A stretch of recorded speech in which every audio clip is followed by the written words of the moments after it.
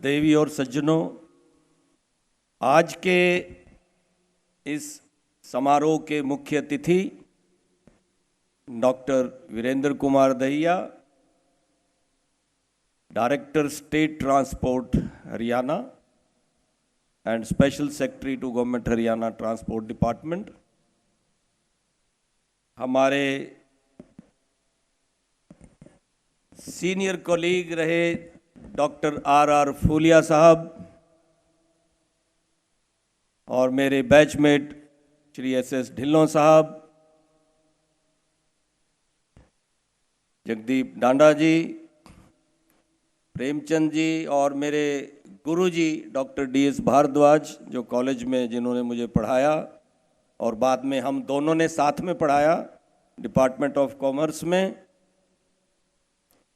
यहाँ हमारे मैं देख रहा हूँ कुछ अधिवक्तागण साहब भी मौजूद हैं और अन्य सभी महानुभाव का मैं यहाँ पधारने पर हार्दिक अभिनंदन करता हूँ। हमारा ये जो 5वां एनुअल फंक्शन है सोसाइटी का, 5 साल पहले ये हमने सोसाइटी बनाई थी और आज के कार्यक्रम का जो मुख्य हमारे थीम हैं, 3 थीम हमने लिए हैं। वैसे कुछ तो ये रोड सेफ्टी तो इतना इम्पोर्टेंट है, हमें हर साल ही लेना पड़ता है। Road safety A cheaper and effective insurance, सबसे चीप और इफेक्टिव इंश्योरेंस है सड़क सुरक्षा। आप सुरक्षित चलें, सड़क के नियमों का पालन करें।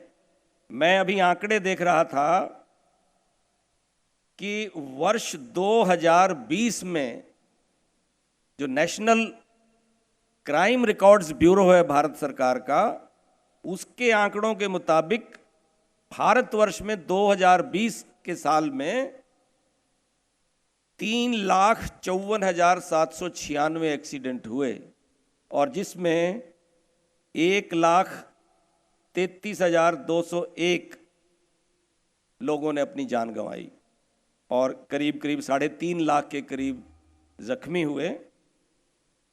और इसकी औसत निकालें तो 365 आदमी हर रोज हमारे देश में सड़क पर अपनी जान दे देते हैं किसी की गलत तरीके से गाड़ी चलाने की वजह से। और फिर मैंने ये हरियाणा का भी आंकड़ा देखा। हरियाणा में 2020 में 9431 रोड एक्सीडेंट हुए, जिसमें 4507 कीमती जानें चली गई। और औसत हम निकालें, ये 12.5-13 आदमी लगा लीजिए कि 13 आदमी हर रोज हरियाणा की सड़कों पर जान दे रहे हैं। तो मैं यही कहता हूं, और बल्कि 21 में ये आंकड़ा और भी बढ़ गया। 2021 में हरियाणा में मतलब 4507 की बजाय 4706 डेथ्स हुई। तो आप रक्तदान अवश्य कीजिए, पर सड़कों पर नहीं, कहीं जाके ब्लड डोनेशन कैंप में दान दीजिए रक्त का। तो ये छोटी छोटी चीजें हैं। सीट बेल्ट लगानी है, हेलमेट पहनना जो अब 2 पहिया चलाते हैं, अपनी सही दिशा में चलाना है, स्पीड में चलाना है, इनमें कुछ नहीं जाता आपका। और जो जान चली जाती है वो चाहे छोटा है चाहे बड़ा है, बच्चा है बूढ़ा है, वो बहुत कीमती होती है। तो मैं इस मौके पर आप सभी से अनुरोध करूंगा कि हम सड़क के जो यातायात के नियम हैं उसका पालन करें। अब कई देखते हैं माँ बाप भी, बच्चे के पास ड्राइविंग लाइसेंस भी नहीं है, वो गाड़ी दे के उसको भेज देते हैं। ये और भी बड़ा अपराध है। इसी प्रकार से एक दूसरा हमारा जो थीम है वो है प्रोटेक्शन ऑफ एनवायरनमेंट।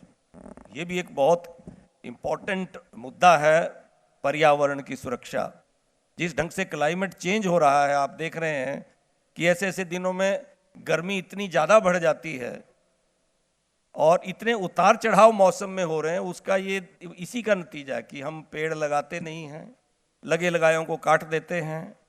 और फिर ये खाली यही चीज़ नहीं आती पर्यावरण में, हम पॉल्यूशन फैलाते हैं, पॉलीथीन इधर उधर फेंक देते हैं। तो हमें ये इस पे ध्यान देना होगा, नहीं ये धरती रहने लायक नहीं रहेगी आगे। हमने तो अपना जीवन पूरा कर लिया, पर अगली जनरेशन्स के लिए हमें बहुत कुछ हमारी जिम्मेवारी बनती है। ज़्यादा से ज़्यादा पेड़ लगाएं और उनको पालें भी। और मैं तो ये कहता हूँ कि आप नहीं लगा सकते, कम से कम लगे लगाए को नुकसान तो मत पहुंचाइए।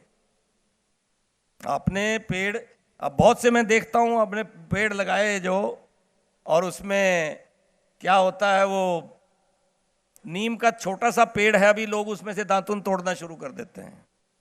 कईयों से मेरा झगड़ा भी हुआ कि भाई वो बड़े वाले से तोड़ लो, अगर 2-3 ने और तोड़ लिए तो कुछ भी नहीं बचेगा इसमें।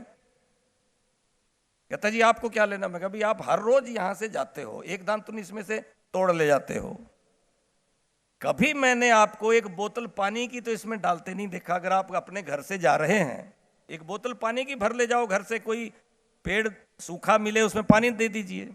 ये नहीं करेंगे, शर्म आती है। तो ये हमें पर्यावरण की सुरक्षा खुद करनी पड़ेगी। और तीसरी जो हमारा थीम है वो है गार्डिंग अगेंस्ट ओमिक्रॉन। पिछले आप 2 वर्ष से देख रहे हैं कि कोरोना किसी न किसी रूप में चल ही रहा है, और दूसरी लहर ने तो जो कहर मचाया वो आपने सबने देखा। कहीं ऑक्सीजन नहीं मिली, कहीं अस्पताल में एडमिट होने के लिए बेड्स नहीं मिले, और अब हम इसको ओमिक्रॉन को वैसे ही ले रहे हैं। इसको इतना लाइटली मत लीजिए। जो छोटे छोटे प्रिकॉशन है, मास्क पहनना है, दूरी बनाए रखनी है, हाथ धोने हैं, सैनिटाइजर मत करिए। मैंने कभी सैनिटाइजर नहीं मैं यूज़ करना पसंद करता, मैं साबुन ही यूज़ करता हूँ। आप साबुन यूज़ करिए, तो हाथ अपने धोते रहें, इसमें कोई शर्म की बात नहीं है। तो ये बीमारी जिसको एक बार हो गई, अभी मैं कुछ दिन पहले की बात है, 3-4 दिन पहले मुझे पता चला हमारे कि यहाँ अभी कुछ समय पूर्व ही उपायुक्त रहे हैं, और वो पोस्ट कोविड कॉम्प्लिकेशन की वजह से आज की डेट में एम्स में भर्ती हैं। जिसको एक बार हो गया ये, उसको बहुत दिक्कत है, लंग्स को चाट जाता है ये। और मुझे तो किसी ने तो ये बताया कि जो लंग्स का डैमेज हो गया वो ऑलमोस्ट परमानेंट है, सारी उम्र रिकवर नहीं होता वो। तो ये चीजें हमें प्रिकॉशंस रखने चाहिए, हम ये कर सकते हैं। तो आज के जो प्रोग्राम का जो हमारा एक थीम है, जो मेन जिसका नाम हमने रखा है मुस्कुराओ तो कोई बात बने, कि 2 साल से ये कोरोना के संकट से जूझ रहे हैं। बहुत से लोगों ने तो मुस्कुराना भी बंद कर दिया था। तो आज का ये प्रोग्राम हमने ये रखा कि भाई आप थोड़ा मुस्कुराना भी सीखिए, मुस्कुराते भी रहिए। साथ साथ जो नुकसान हो गया वो तो हो गया, अब आगे का नुकसान हमें इससे बचना है। और इसी बीच आप सभी जानते ही हैं, पिछले महीने 6 तारीख को भारत रत्न लता मंगेशकर जी चल बसी, और ये आज का प्रोग्राम उनको एक विशेष श्रद्धांजलि के तौर पे भी हमने रखा हुआ है कि उन्होंने हजारों गाने गाए हैं, हर तरह के गाने गाए हैं, हर विधा के गाने गाए हैं, हर रेंज के गाने गाए हैं, चाहे वो देशभक्ति के हों, चाहे वो प्यार के गीत हों, शादी के गीत हों, विदाई के गीत हों, जुदाई के गीत हों, हर तरह के गीत उन्होंने गाए हैं। और जो आप जानते हैं, जो देशभक्ति का गीत है मेरे वतन के लोगों, उन्होंने 27 जनवरी 1963 में जब ये चीन के युद्ध के बाद गाया था नेशनल स्टेडियम दिल्ली में, तब मतलब इस गाने ने भारत के प्रथम प्रधानमंत्री जवाहरलाल नेहरू जी को रुला दिया था, और लता जी के जाने ने मौजूदा प्रधानमंत्री को रुला दिया। तो उनकी कशिश, इतनी उनकी आवाज में कशिश है, बहुत उनका कमाल है। तो उसमें लता जी के गानों की अगर लिस्ट बनाएं बेस्ट गानों की, तो उनको हम लिस्ट में नहीं बन सकते, वो इतने हजारों गाने। कुछ गाने हमने उनके चुनिंदा गाने आज के प्रोग्राम में भी रखे हैं। मतलब इसमें जो आज के प्रोग्राम में जो फीमेल वॉइस मिलेगी आपको, या तो फीमेल सोलो है या ड्यूट, जहां भी है फीमेल वॉइस लता जी की ही रखी गई है आज, और कोई सिंगर की आवाज़ इसमें नहीं है। और कुछ गाने उनके जो प्रोग्राम में, उनको तो मुझे बताने की ज़रूरत नहीं है, और उनके कुछ लैंडमार्क गाने हैं जिनकी वजह से लता मंगेशकर जी को जाना जाता है। जैसे सबसे पहले उनका लैंडमार्क गाना आया था 1949 में, महल फिल्म आई थी, आएगा आएगा आएगा आने वाला। उसके बाद 1953 में अनारकली फिल्म आई, ये जिंदगी उसी की है जो किसी का हो गया, ये भी बहुत अमर गीत है। फिर मुगले आजम आप लोगों ने देखी होगी 1960 की, जब प्यार किया तो डरना का, बड़ा रेवोल्यूशनरी गाना था ये। नॉर्मली लता जी ऐसे गाने नहीं गाती थी, पर बड़ा डेयरिंग उनका गाना था ये। और 1964 में फिर फिल्म आई वो कौन थी लग जा गले, ये भी बहुत गाना उनके टॉप गानों में आता है। फिर 65 में गाइड फिल्म आई, आज फिर जीने की तमन्ना है, बहुत गजब गाना है ये भी। और ये गाना तो जैसे उन पे ही लिखा गया है, उन पे या रफ़ी साहब पे, तुम मुझे यूं भुला ना पाओगे, जब कभी भी सुनोगे गीत मेरे, संग संग तुम भी गुनगुनाओगे। ये फिल्म थी पगला कहीं का 1970 की। और पाकीज़ा फिल्म में जो गाने लता जी ने गाए, उन्होंने भी उनको अमर कर दिया। उसमें जो सबसे लीडिंग गाना था, चलते चलते यूं ही कोई मिल गया था, 1972 में फिल्म आई थी। और 77 में किनारा फिल्म का गाना, मेरी आवाज़ ही पहचान है, नाम गुम जाएगा चेहरा ये बदल जाएगा। तो ये कुछ गाने हैं जिन्होंने लता जी को अमर कर दिया, जिनकी वजह से लता जी को लता जी कहा जाता है। तो साथ ही साथ अभी लता जी के सदमे से उभरे भी नहीं थे कि उनके 9 दिन बाद बप्पी लहरी साहब चल बसे, जो संगीतकार थे जिन्होंने डिस्को म्यूजिक को काफ़ी प्रमोट किया। बप्पी लहरी साहब, 15 फरवरी को उनका निधन हुआ।